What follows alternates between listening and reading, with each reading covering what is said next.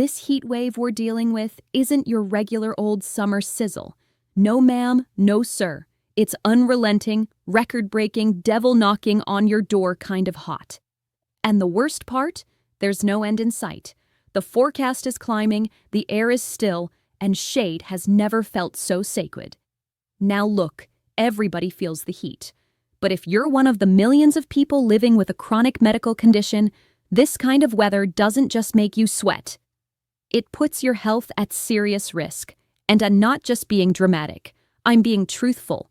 Because when it comes to extreme temperatures, what you don't know or choose to ignore could send you straight to the emergency room.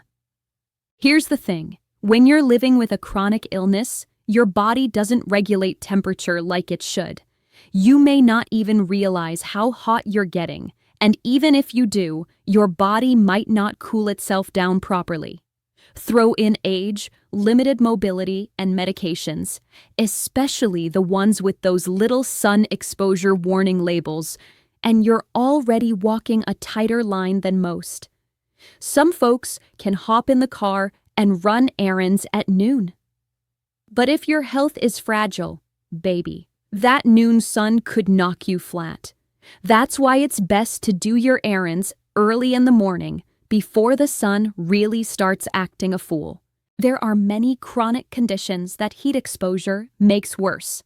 If you've got heart disease, high blood pressure, diabetes, chronic kidney disease, asthma, COPD, or autoimmune issues like lupus or rheumatoid arthritis, you are already at risk.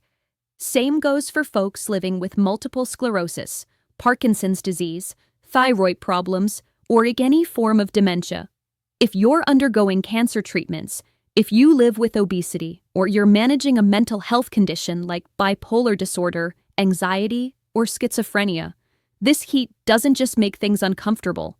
It can take a serious toll on your body. And let me tell you, it's not always the big scary symptoms that show up first. Something as simple as a rash can be a warning sign. That red, itchy, bumpy irritation that shows up on your neck, under your arms, behind your knees, or under your breasts, that's called a heat rash. And yes, it's considered a heat-related injury. It usually looks like clusters of small red bumps or blisters, and might burn, itch, or give you a prickly sensation.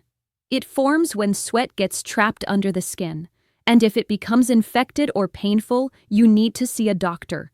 Don't wait and see if it clears up. Take it seriously. Now let's talk about what happens when the body really starts to struggle. Heat exhaustion. This isn't just being a little overheated. It's your body waving a white flag. You'll start sweating heavily, feeling tired and weak, maybe even dizzy or faint. Your skin could turn pale and clammy. Your heart might start racing, and nausea, vomiting, headaches, or cramps can show up fast. When that happens, it's time to stop everything.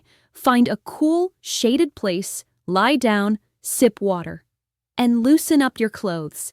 If things don't improve within 30 minutes, you need medical help right away. Don't wait. The longer you do, the higher the risk of it progressing into something far worse. And honey, that something worse is heat stroke. And let me be plain, it's deadly. Heat stroke means your body temperature has soared past 103 degrees, and your cooling system has failed.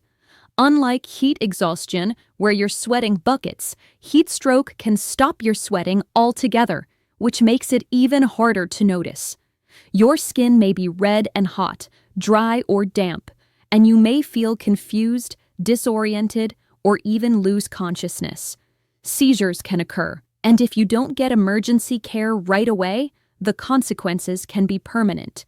Brain damage, kidney failure, heart complications, muscle breakdown.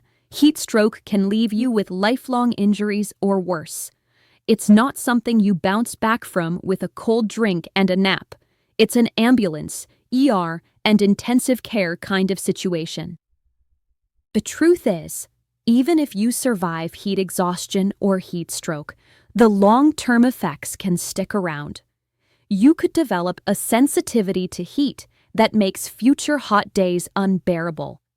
Chronic dehydration can damage your kidneys or heart. Some people experience persistent fatigue or mental fog. And once your body has suffered one major heat injury, it's more likely to happen again. So why are people with chronic conditions more vulnerable in the first place? Well, for starters, they might not feel the heat as intensely or might not recognize the warning signs. Many take medications that mess with how the body sweats or handles stress. Conditions like diabetes or nerve disorders can interfere with how the body communicates to stress. And individuals living with obesity tend to retain more body heat than those at lower weights, putting extra strain on their internal systems. This is exactly why it's so important to take precautions and be proactive. If you have a chronic condition where you're caring for someone who does, plan your days wisely. Run errands early. Rest often. Stay out of direct sunlight during peak heat hours. Drink plenty of non-carbonated fluids, and talk to your doctor about replacing lost salts and minerals, especially if you're on medications or have dietary restrictions. Use fans, air conditioning, or visit a cooling center if you need relief. Don't overdo it. Now is not the time to prove how tough you are. Check on your neighbors, especially seniors and people with disabilities, and make sure someone's checking on you. Keep an eye on the local news or public health alerts so you're not caught off guard. And remember, if something doesn't feel right, dizziness, nausea, confusion, dry mouth, strange skin reactions, do not wait. Get help. This heat wave is not playing games, and neither should we.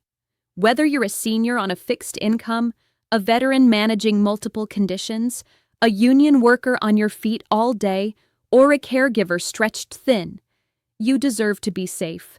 Your life matters, and staying healthy through this weather is the first step toward continuing to do the work that matters.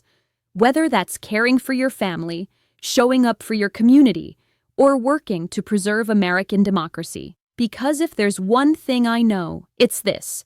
You can't fight for your family, justice, freedom, or truth if you're laid up in a hospital bed from something preventable. Take care of yourself. Take care of each other. And until this heat wave passes, and it will pass, in the meantime, let's all stay cool, stay smart, and most importantly, stay alive. This is Sensible Sue signing off. Keep it sensible out there.